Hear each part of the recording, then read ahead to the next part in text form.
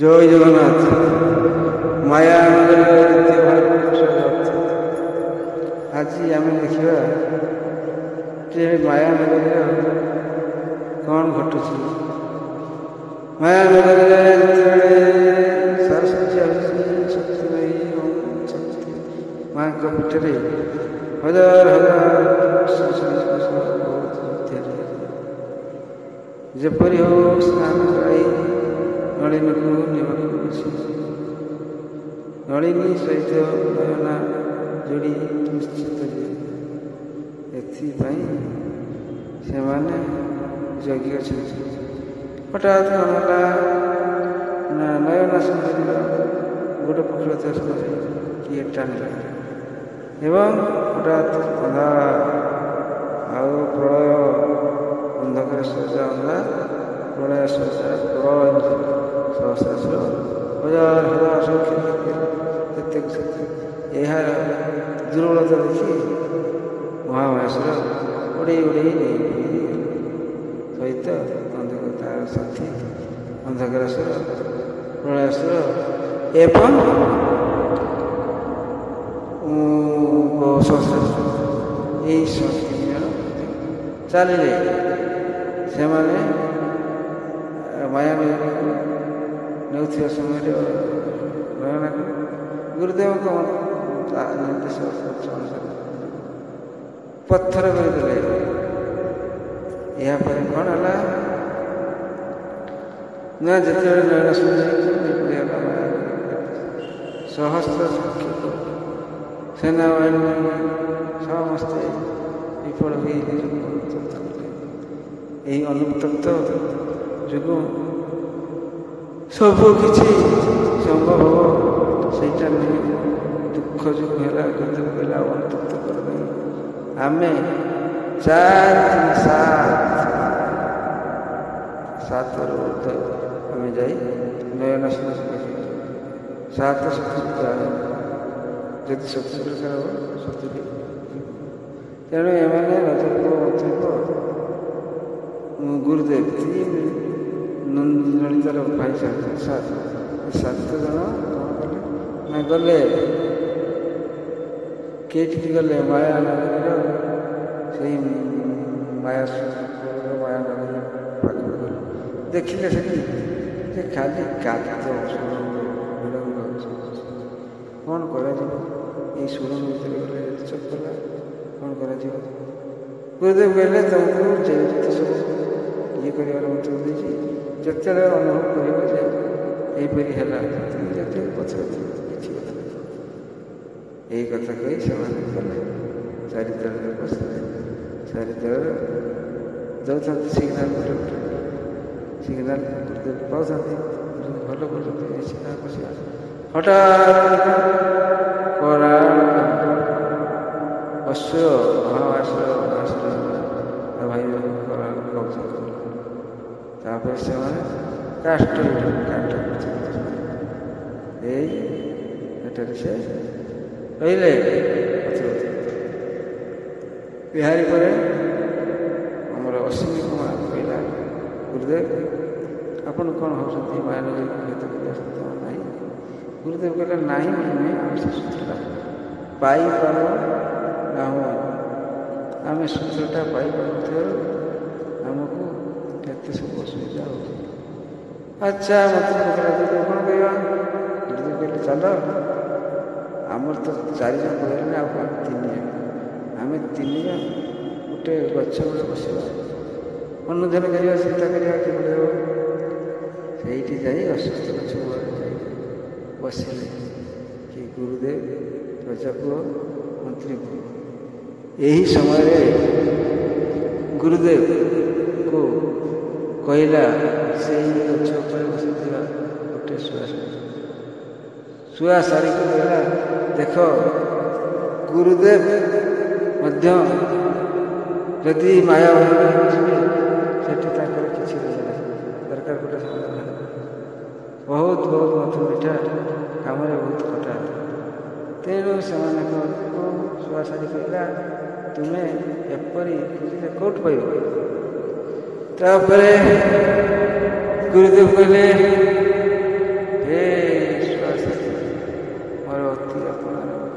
ଏଇ ଗୁରୁଦେବର କଥା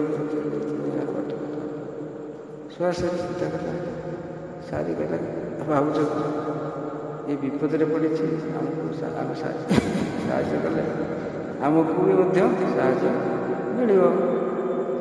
ଗୁରୁଦେବ କହିଲେ ହଁ କହିବେ।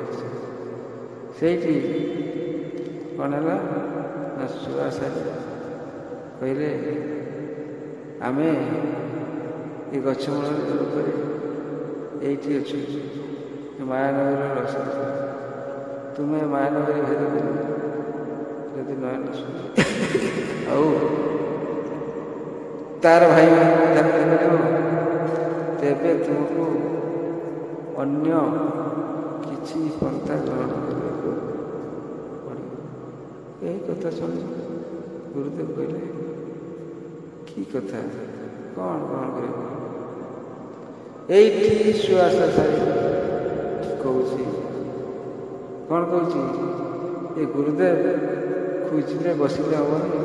ମୁଁ କହୁଛି ଶୁଣ ତୁମେ ଏଇ ରାସ୍ତାରେ ଯିବ ଗୋଟେ ସୁଡ଼ଙ୍ଗ ମଧ୍ୟରେ ଗୋଟେ ବୁଢ଼ୀଟିଏ ବସିଥିବ ତାକୁ କହିବ ଆମର ଉପକାର କର ଆମ ସବୁ ଚାଲିଛି। ତେଣୁ ତାକୁ ମିନତି କରିବ। ମିନତି କଲେ ସେ ତୁମକୁ ଏପରି ଏକ ଜାଗା ଦେଖିବାକୁ କହିବ ଯେଉଁଠି ସେହି ଫୁଲ ଥିବ। ତେଣୁ ସେଇ ବୁଢ଼ୀ ପାଖକୁ ଗଲେ ନକ୍ସା ପାଇଲେ ସେଇ ଫୁଲ ଆଣିଲେ ସେ ଫୁଲ ଆଣି ତାକୁ ନେଇ ମାୟାନଗରୀରେ ପ୍ରବେଶ କରିପାରିବ। କିଛି ମାୟାନଗରୀରେ ତୁମ ଉପରେ ଅସୁବିଧା କରିବେ ନାହିଁ। ତେଣୁ ଏହି କଥା ମାନି ଅଶ୍ଵିନୀ ଗୁରୁଦେବ ଆଗକୁ ନଳିନୀ କହୁଛି ଗୁରୁଦେବ ଏତେ ସ୍ୱର ଅଟ ଏତେ ଗଣନଗର ଏମିତି କେତେ ଚାଲିବା? ଗୁରୁଦେବ କହିଲେ କଷ୍ଟ କଲେ ଇଷ୍ଟ ଅଟେ। ତେଣୁ ଆମକୁ ଏହା କରିବା ତେଣୁ ଆମେ ଏହା କରୁଛୁ।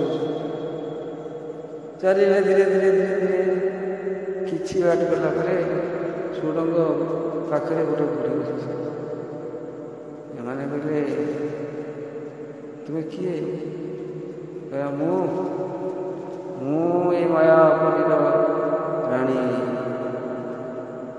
ଆଚ୍ଛା ଆମର ଗୋଟେ ଅସୁବିଧା ଥିଲା ଆମେ ଆପଣଙ୍କ ପାଖକୁ ଆସିବୁ ନା କ'ଣ ଅସୁବିଧା?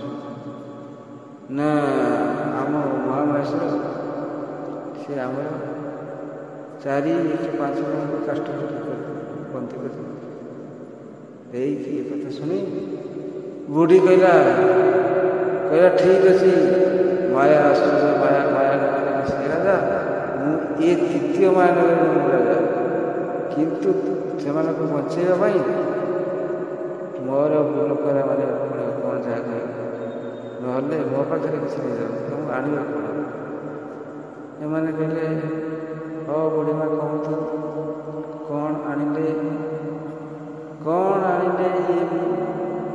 ମହାମାୟାନଗରୀର ଅସୁର କବଳରୁ ନୟନକୁ ଆମେ ଉଦ୍ଧାର କରିବାକୁ ଏହା କଥା ଶୁଣି ବୁଢ଼ୀ ଅସୁରୁଣୀ କହିଲେ ଆସ ତୁମେ ଏଠାରେ ବସ। ସେମାନେ ବସିଥାନ୍ତି। ବୁଢ଼ୀ କହିଲା ଠିକ୍ ଅଛି ତୁମକୁ କହିବି କାଲି ରେଷ୍ଟ। ବୁଢ଼ୀ ଅସୁରୁଣୀ କଲା ନା ସେ ମାୟାପୁର ମହାମହେଶ୍ୱର ସେଇ ମାୟାସୁର କହିଲା ଯେ ଏଇଭଳିଆ କୋଉ ପଥର ହେଇଛି ନା ସେମାନେ ମହାମହେଶ୍ୱର ତୁମେ ଶୀଘ୍ର ଆସ ବନ୍ଦୀ କରି। ଏଇଭଳି ଅବସ୍ଥାରେ ସେମାନେ ବସିଥାନ୍ତି। ଗୋଟେ ଝିଅ କହିଲା ଆରେ କିଏ? ନା ଏ ବୁଢ଼ୀ ମୋତେ କଠିନ ଆଣିକି ପାଳିଛି ତାର ସେବା କରିବା ପାଇଁ। ସେ ପିଲାଟି କହିଲା ତୁମେ ଏଠିକି ନା ଆମେ ଆସିଛେ ଯାଇକି ବାନ୍ଧିବା ଫୁଲ ନା ଠିକ୍ ଅଛି ଏହାକି ମାଧ୍ୟମରେ ଫୁଲ ନେବ। କିନ୍ତୁ ଇଏ ତ ସେଇ ଗୋଷ୍ଠୀର ତା ଭଉଣୀ ମହାମାୟେଶ୍ୱର ଭଉଣୀ ଈଶ୍ୱରଙ୍କ ଭିତରେ ପଶିଛି। ସିଏ ଯେ ତୁମକୁ କେତେ ପ୍ରକାର କରିବ ମୁଁ ଜାଣିନି। ମୋତେ ବୁଢ଼ୀ କୋଟିଟେ ଆଣି ଏଇଭଳି ଖଟାଉଛି।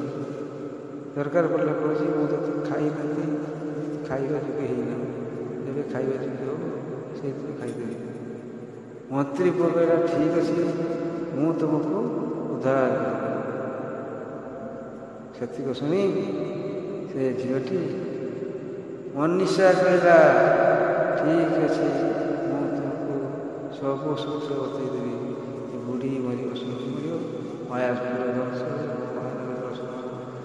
ମଧ୍ୟ ମରିବେ।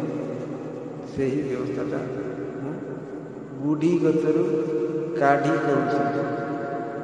ଯାହା ହଉ ଆଗକୁ କ'ଣ ହେଉଛି ଦେଖିବା। ଜୟ ଜଗନ୍ନାଥ।